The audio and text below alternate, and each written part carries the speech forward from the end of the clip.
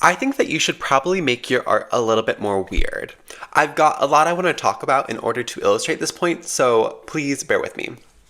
I'm a big fan of RuPaul's Drag Race. This show has done a lot in order to bring drag to the mainstream. With complete respect to drag trailblazers, before RuPaul's Drag Race, you aren't gonna see a drag queen at the Met Gala or in a Taylor Swift music video. This thing that is so sacred to our community now has to consider what it means to be seen by people outside of the community. However, there's another drag show on the rise that rejects the conformity of Drag Race. This show is called Dragula. Every episode, the drag monsters prepare a floor show, and the bottom two queens face an extermination challenge. Instead of lip syncing for your life, they go skydiving or eat spiders or see who can shove more needles through their skin. At the very end of the competition, the victorious drag monster has a bucket of blood poured on them in coronation, Carrie style. Drag is a historically alternative art form. Dragula does not seem to want to change this. In fact, Dragula seems to lean into the disgusting and the uncomfortable. In better words, we aren't talking about girls performing a rendition of This Is Me in a gown covered in insults. This is the scrappy girls fisting a chicken on stage and then throwing it at their competitors backstage.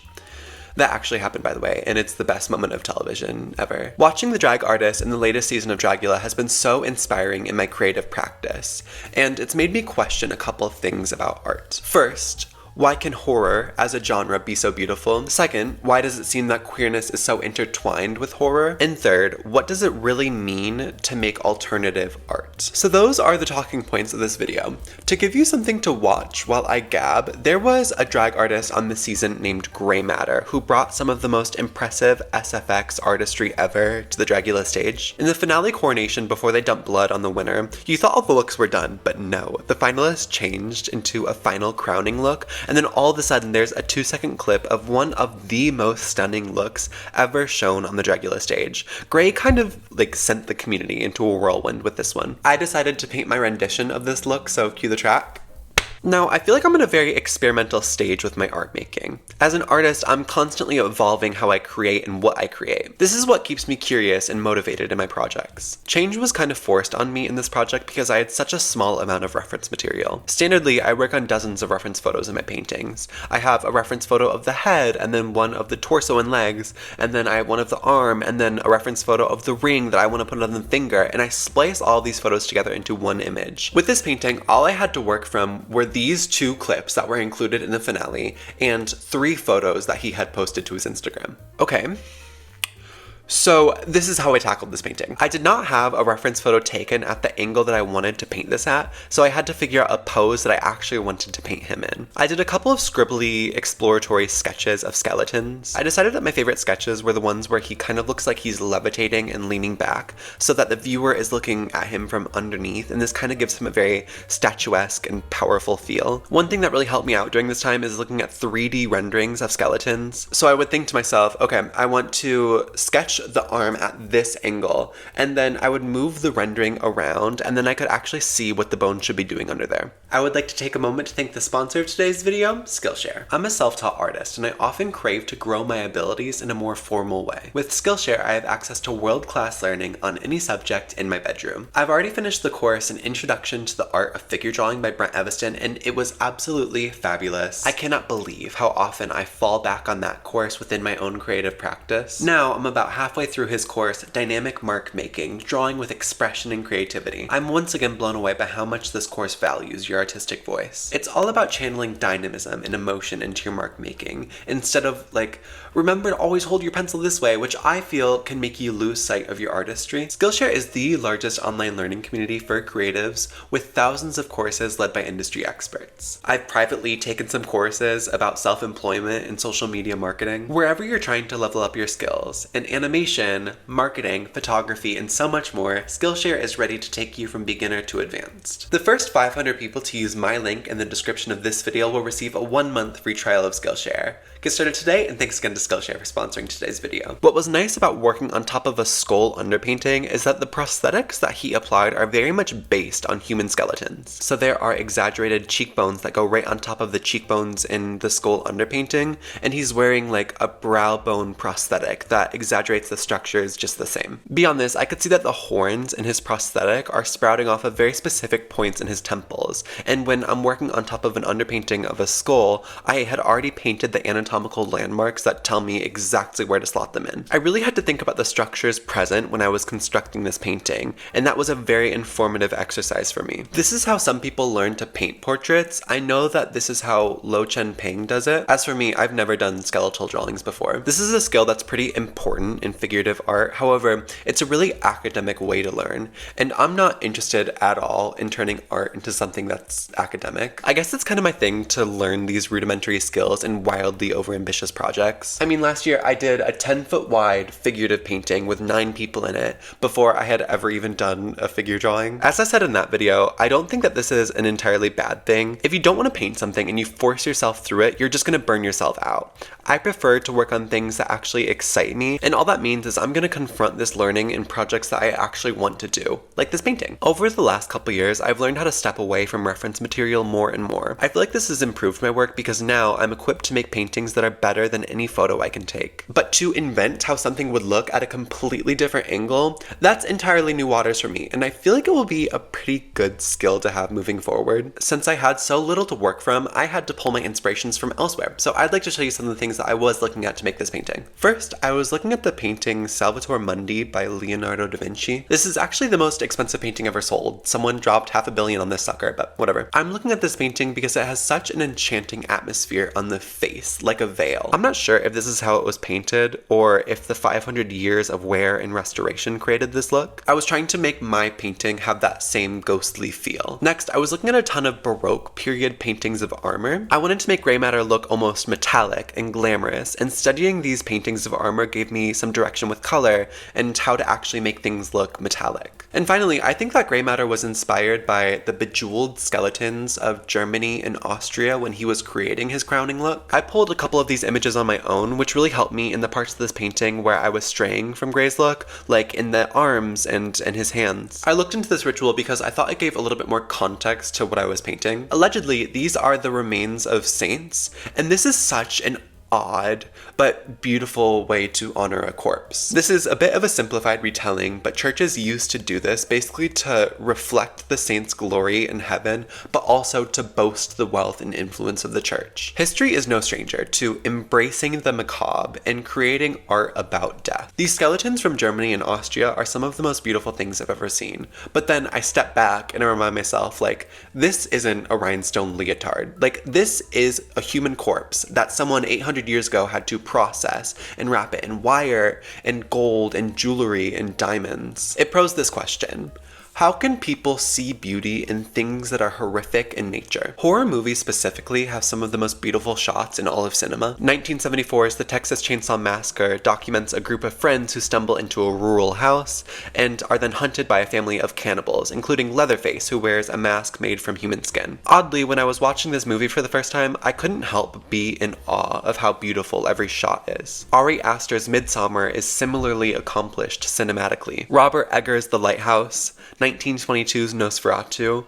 Horror movies are very often beautiful. The juxtaposition of beauty and horror creates some tension that's wildly intriguing. Ilya Repin's painting Ivan the Terrible and His Son depicts Tsar Ivan IV holding his dying son after striking him in a fit of rage. This painting is so evocative and powerful and intense. But I find it interesting that Repin did not choose to paint Ivan and his son in the grand gesture of their fight, but rather he paints the scene once it's quiet, once all of the epic rage has vanished and the scene turns terrified and somber. Next, Goya's Saturn devouring his son portrays the Roman god Saturn, who, fearing a prophecy that one of his children would overthrow him, he would violently devour each of them as they were born. The paint application is jarring and grotesque, reflecting the tragedy of fear-driven violence. I can't help but look in Saturn's eyes and see fright. Suddenly, it isn't about the terror of his behavior, it's about how it makes him feel, and how it makes you feel. I feel sadness for his child, but I also somehow feel empathy for an afraid man who did something terrible for his own power. Horror as a genre disrupts the boundaries boundaries of the viewer. Human nature is fascinated by the grotesque,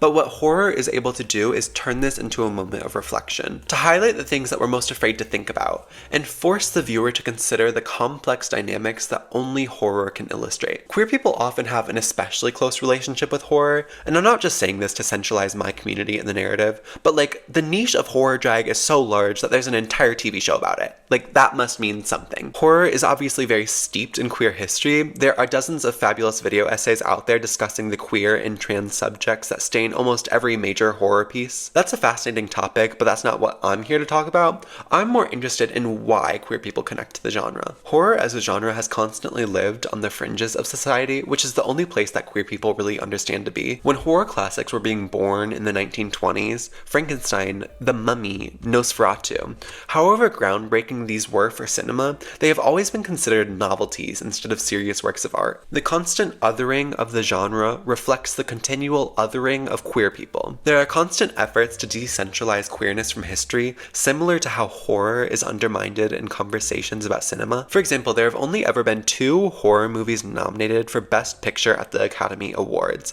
The Exorcist and Get Out. To put this in context, there's been over 90 films nominated in the category since The Exorcist came out. Horror fans tend to be a bit more accepting than people who detest the genre. I hope that isn't a wild conclusion to draw. And to find a community that's based on acceptance, that can be one of the first safe spaces that queer people find. Am I a horror fan? To be honest, not really. I admire the genre from a distance so that I can appreciate the art but not be scared. I love drag monsters and campy slashers, but if I know that something's gonna be too scary for me, I enjoy it through like the filter of James A. Janice. My favorite definition of art right now is a vehicle to help you feel. I believe that all art is beautiful because being in touch with your feelings is admirable. It makes the world a better place. All of the movies and paintings I've talked about today, even Desiree Dick fisting that chicken on the Dragula main stage, it's all in the sake of expression and creating art. Beauty as a concept is deeply subjective and culturally specific. So you might watch the Texas Chainsaw Massacre and think it's deplorable. I guess it did succeed in making you feel something, but more so, there's somebody out there like me who walked away from that movie deep in thought and inspired. To push your art away from corporate mass appeal, once you stop trying to make everyone happy with your art, you're able to find a community that's even more connected to your work. To be honest, I find overly beautiful art to be suspicious. In my art, I do present work that's very magnificent and grand, and my aesthetic is very much trying to create the most beautiful images possible, but you can still feel some level of grit in there. However, this brings up an entirely new discussion. How alternative can you push your art when it's your business? In my work, I very commonly subvert gender expectations. The aesthetic that I paint under is historical, so misogyny, homophobia, and racism are all things that I'm still fighting against in my art. One of my biggest inspirations, Gustav Klimt, would always paint women. Well, first of all, he'd always paint them white or light-skinned, but he'd always paint them small and sensual and never with a straight line. He would paint men without delicacy, like he whittled them from a stick. When I flip these expectations in my art, I understand that it holds a lot of historical significance, because women are very rarely seen as gritty or dominant in the landscape of art that I kind of exist in, and men aren't shown as, well, queer or feminine. This makes my art alternative to a degree because I am subverting the expectations of this aesthetic, and I've already seen this hurt my business. With my painting In My Own World Again, for example, I'm a perceived man, I get that, and in this painting I'm in a pose that's expressive in a way that women are standardly depicted, and I got a couple inquiries where people told me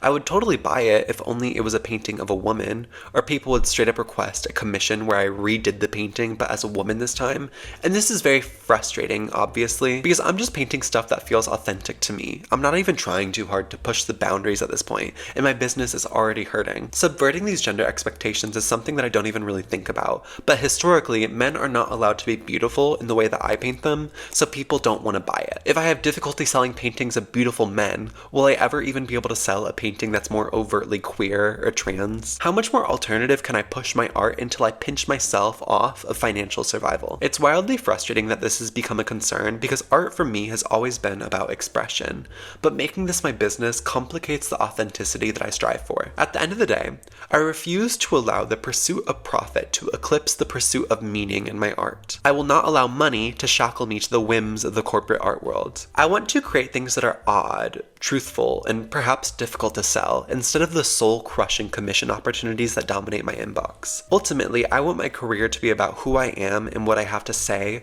rather than a sad reflection of someone commodifying their passion to make ends meet. Now, I can say this all I want, but at some point, I'm gonna need to have the ability to monetize my craft. I'm taking steps to do this. YouTube especially helps me make money through ads and sponsorships on paintings that I know are gonna be more difficult to sell, like this one. I hope I diversify my income enough where I can go out and make whatever I want without caring about the sellability of a piece. Otherwise, I wouldn't have gone out and made paintings like 1 through 100. And retrospectively, I feel like that painting has been the highlight of my career so far. I'm not sure if I will ever sell that piece, but I think it will be paintings like that that will define my career. I went to art school for 1 semester, and in my final critique, I made a painting about a relationship that I had grown with an elderly Christian woman. And at the heart of that painting, I had created something that empathized a group of people that historically are the oppressor. Retrospectively, I stand by that piece. I don't think that I was communicating anything that I still don't believe today. However, on the outside, I understand how this might have appeared as if I was curating my work to be more palatable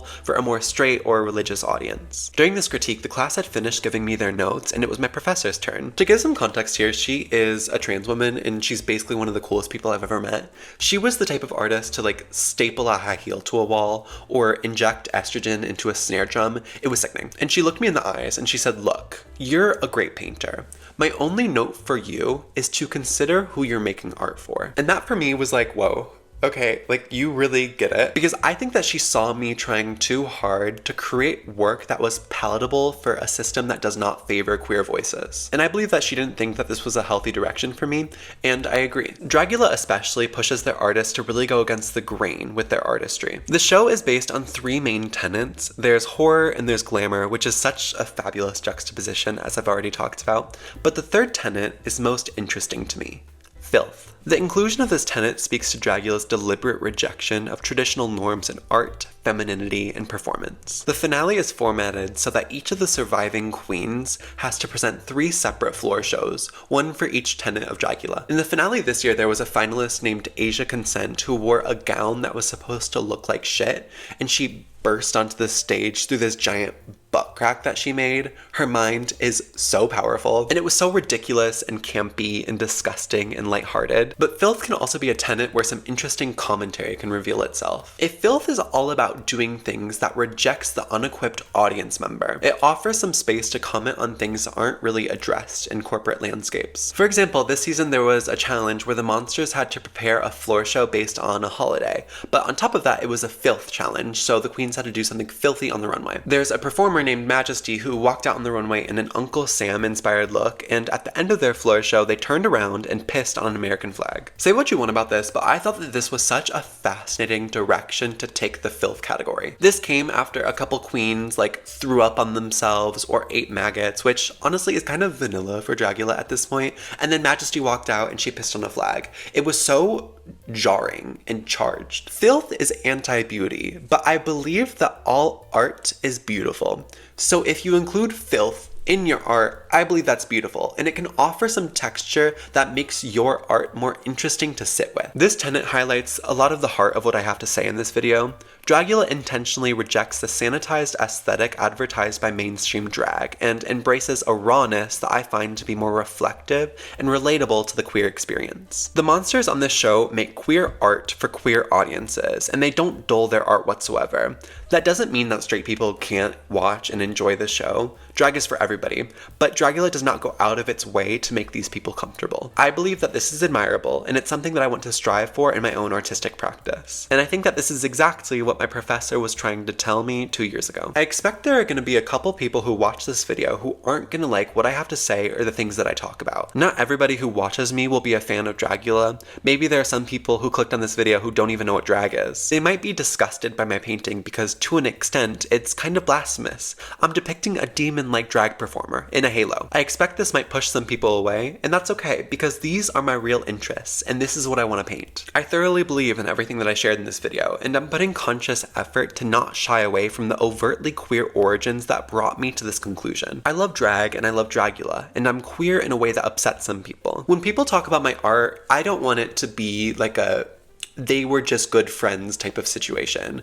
My art is steeped in my identity, and I want that to be part of my legacy. I made this video because this is a perspective that I hope that more artists reflect on. Whatever art you make, whether you paint or you crochet or the rhythm that you walk in during a hike, I think that almost all artists can benefit from making their art a little bit more weird. If you want to have the ability to say something actually important with what you create, there will almost certainly be at least one person out there who you're gonna piss off. So why dull your sparkle on a mission that's impossible? The most poignant art is art that's true to your soul, and people who appreciate your art will be able to tell. On to my favorite part of every video, the final debrief. I'm really proud of what this painting represents in terms of the direction for my art. I feel like I'm thinking more about the things that I want to say, and it's making my artwork more interesting. The painting session where I went from this to this was some really impressive painting in my opinion. Like, the quality of my rendering is very good, but subject-wise, this is a really big departure for me. I'm just really craving a face in this painting, and I don't feel that satisfaction with what I've painted. There's a point near the end of this painting where I sat my brush down and I was like, okay,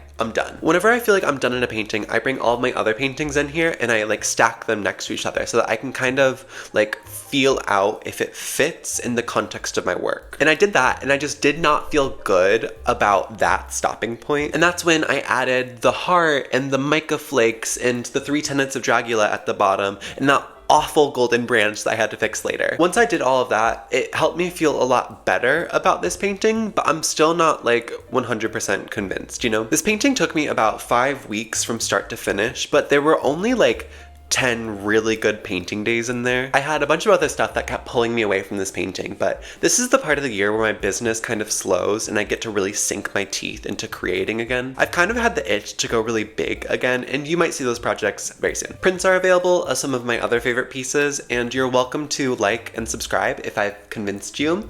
Bye!